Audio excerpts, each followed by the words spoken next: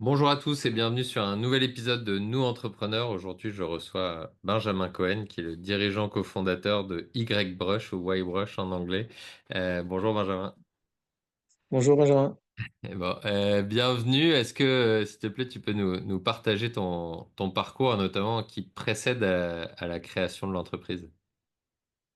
Ouais, complètement. Alors j'ai un parcours assez atypique puisque je suis passé par classe prépa, donc maths sup, maths spé, ensuite normal sup à Lyon, donc en théorie pour être chercheur ou prof. C'est pas du tout ce que j'ai fait. Enfin, j'ai fini bien sûr mes études, mais c'est pas du tout ce que j'ai fait puisque mon premier job, donc ça fait un petit moment maintenant, hein, c'était en 2009, c'était chef de projet. Donc, project leader pour gérer l'un des plus gros projets français pour comprendre la grippe H1N1 2009. Ok. Ça fait assez lointain. Et en fait, je suis arrivé ici très par hasard. Alors, très par hasard, il y avait quand même un petit lien avec mes études, puisque mes études, au-delà de ce que j'ai fait, il y a tout un fil rouge sur la santé. Et donc là, je me suis retrouvé en 2009 sur la grippe, donc dans la santé, mais très, très éloigné de mes études, puisque j'avais été formé à être dans la recherche d'une manière ou d'une autre sur différents types de postes.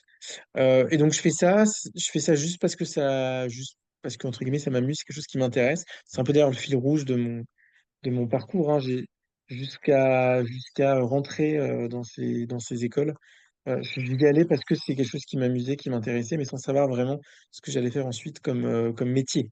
On me Hum, disait quel hum. métier tu veux faire et Ouais. j'ai jamais su répondre. Et donc, à partir de là, j'ai eu quelques expériences, mais toujours dans la santé, sur du management de projet, d'équipe. Moi, ce que je sais bien faire et ce qui m'amuse, c'est construire from scratch quelque chose, un projet, une étude, monter un budget, monter une équipe, et puis ensuite, bien sûr, le dérouler jusqu'à atteindre les objectifs qui sont fixés. J'ai toujours eu énormément de résilience, donc avoir des obstacles devant moi, ça me pose pas de problème, je les contourne. Et au final, ça résume pas mal ce que j'ai pu faire jusqu'à aujourd'hui chez YBrush. Ok. Alors, attends, tu dis donc tu étais chef de projet, c'est ton premier taf. À quel moment est-ce que tu bascules sur la création de YBrush? C'est quoi l'élément déclencheur ou la bascule? Qu'est-ce qui se passe? Alors, ouais, j'ai eu quelques postes en tant que salarié. Je vais peut-être parler du dernier, celui qui précède YBrush, parce que Ouais. ça sera plus simple à comprendre. En fait, je rentre dans une société à taille humaine, 7-8 personnes. Et là, la promesse, c'est je rentre dans la société en tant que directeur des opérations. Société qui était dans la santé, qui fabriquait des tests de diagnostic qui étaient vendus à des hôpitaux, qui permettaient aux hôpitaux de tester avec des échantillons de sang des patients si les patients avaient ce certain nombre de maladies ou pas. Et la promesse, c'était que je reprenne la boîte. C'est-à-dire que le gérant était pas à la retraite, pas très très proche de la retraite, mais quand même commençait à y penser. Et ça, c'était la promesse que je puisse reprendre la boîte. Et en fait, au bout de quelques mois, au bout d'un an, je m'ennuie très très très vite, Mm. puisque il y avait assez peu d'ambition, assez peu de traction, une petite croissance quand même, mais en tout cas, c'était assez ennuyeux pour moi. Une boîte avec peu aussi de moyens informatiques, hein, les commandes étaient encore reçues par fax. C'était en 2014-2015, hein, c'était pas il y a 30 ans non plus. Mm, mm. Et en fait, là, pour moi, c'est vraiment l'élément déclencheur. La fin se passe très très mal, vraiment très mal. C'est l'élément déclencheur. J'ai toujours été entrepreneur dans l'âme. J'avais plusieurs idées à ce moment-là. Je me donne quelques mois et puis j'arrive sur une des idées était justement de pouvoir améliorer le brossage dentaire. Puisque pour moi, c'était une corvée comme pour 90% des consommateurs. C'était une corvée. Je savais que je me brossais les dents pas 2 minutes, mais 1 minute, ce qui est la moyenne qu'on peut retrouver en France. Et là, je me dis, est-ce que c'est grâce, je pense, à mon esprit chercheur, ingénieur. Je me dis, est-ce qu'on peut pas se brosser les dents différemment de la même manière que va faire le lave-vaisselle, la machine à laver? C'est des outils qui ont été construits pour paralléliser, pour laver tout en même temps. Sauf que Mm, pour les dents, quand on regarde la brosse à dents électrique, elle existe depuis 70 ans. Elle est mm. très très ancienne, mais elle apporte pas grand-chose de plus par rapport à la brosse à dents manuelle. Et là, je me dis, est-ce que c'est pas possible de faire la même chose au final que la machine à laver ou le lave-vaisselle pour les dents? Très souvent, on me dit, oh, c'est le Karcher, le lave-auto des dents. Et oui, en fait, c'est vraiment parti de là. Et donc très rapidement, j'arrive sur une espèce de prototype qui permet de brosser toutes les dents simultanément en englobant la mâchoire.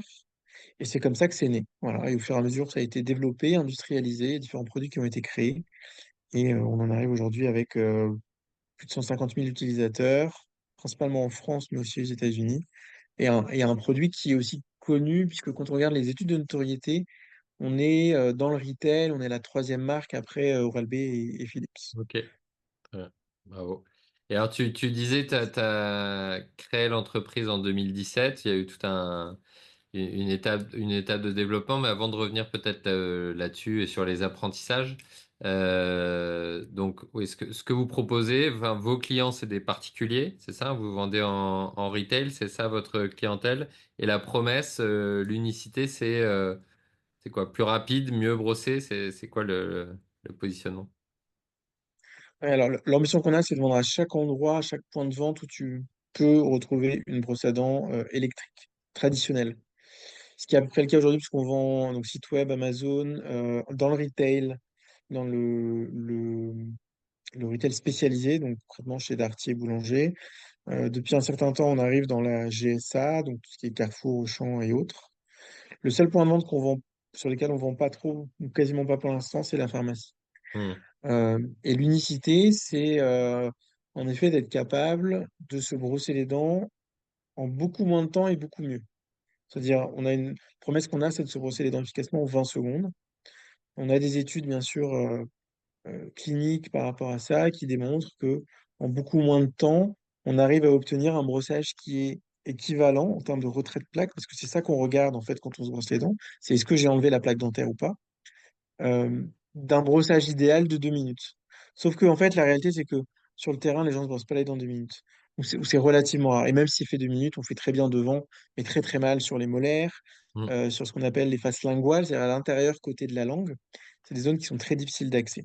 Et dès qu'il faut faire le bon geste préconisé par le dentiste, bon, là, n'en parlons pas, c'est toujours mal fait. Donc la promesse qu'on a, en fait, c'est d'automatiser ce brossage pour qu'il soit beaucoup mieux fait et en beaucoup moins de temps. Donc, j'ai un produit qui sera peut-être Ah bah plus super, parlant très bien. Ouais. que je peux montrer. C'est le dernier né qui vient de sortir avec un petit écran qui permet de choisir le mode de brossage.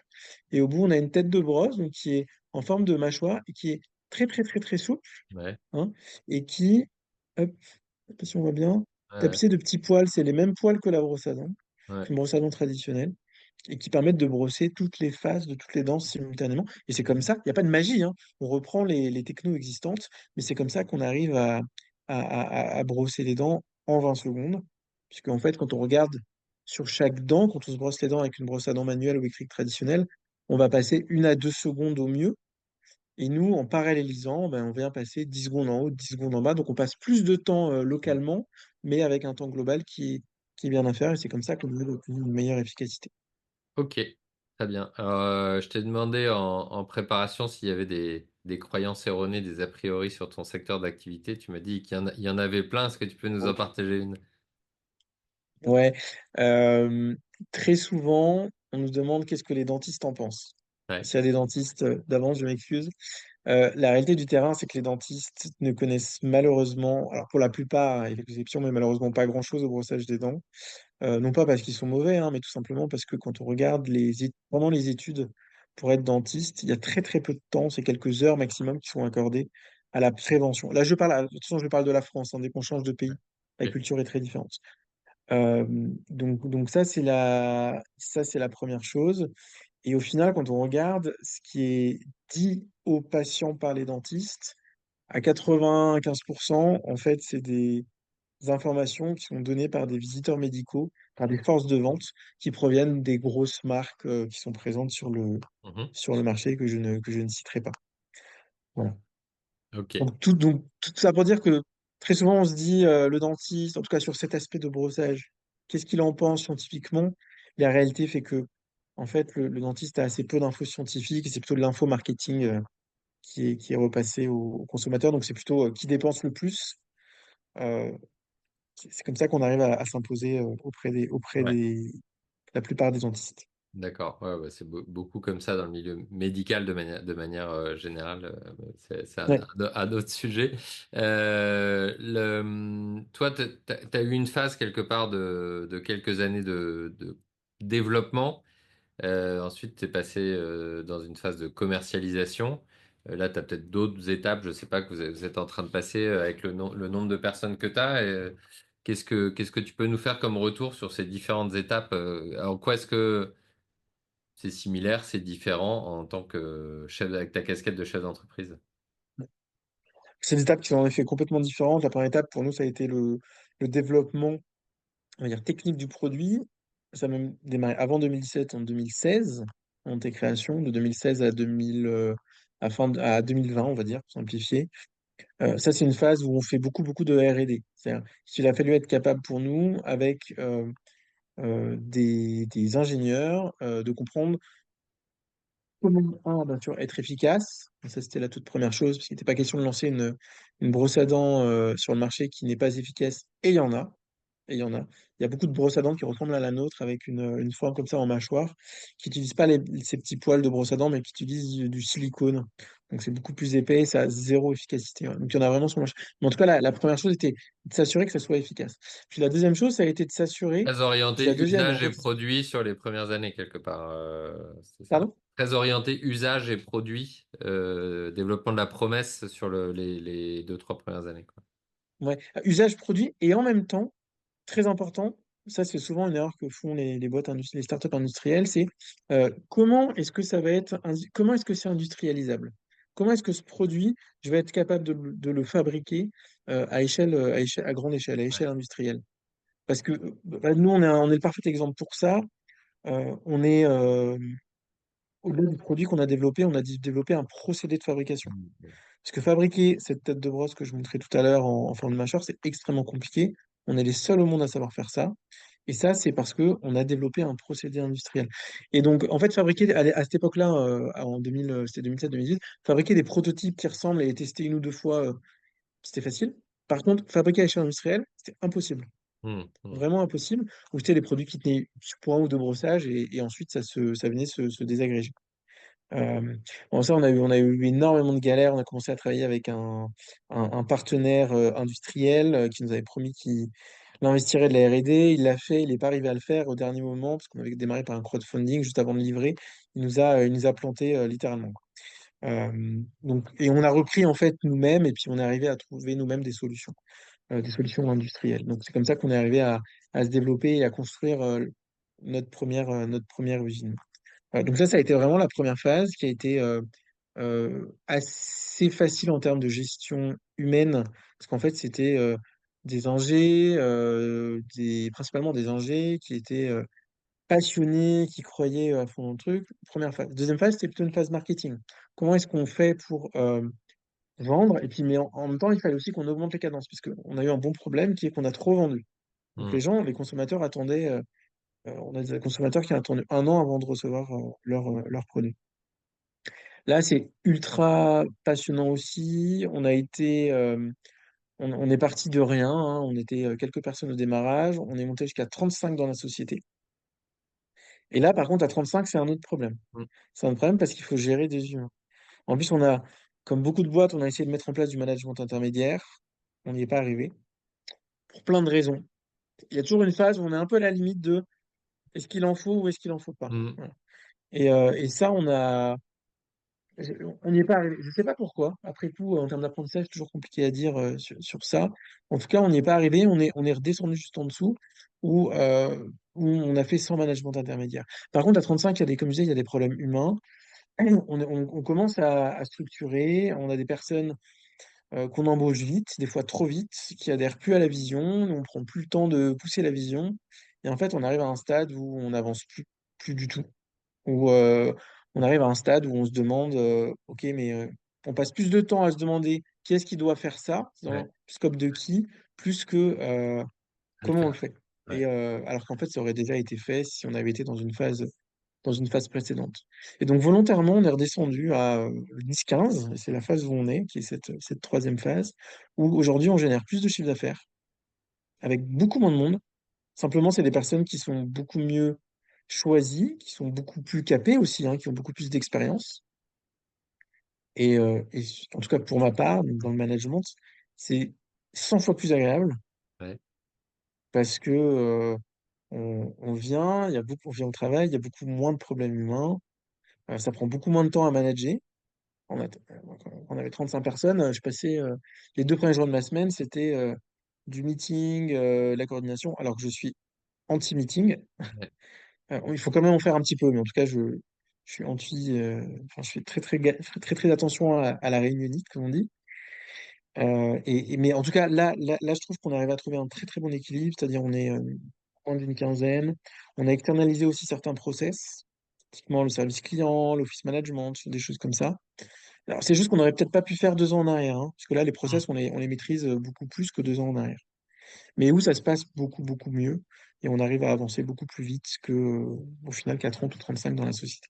Ok, top. Et donc, quelle est la dynamique du secteur ou à la limite, de manière plus personnelle, quelle est, toi, l'ambition avec l'entreprise?